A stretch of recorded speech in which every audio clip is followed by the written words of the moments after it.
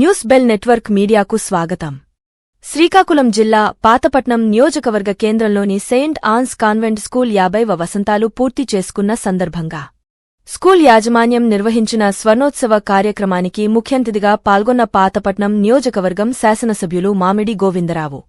ఈ సందర్భంగా ఎమ్మెల్యే మాట్లాడుతూ 1974లో 3 గదులు 3 సిస్టర్లు 13 మంది విద్యార్థులతో ప్రారంభమై నేడు 3000 మందికి పైగా విద్యార్థులతో జిల్లాలో గుర్తింపు పొందిన సెయింట్ ఆన్స్ కాన్వెంట్ స్కూలుకు అభినందనలు తెలిపారు.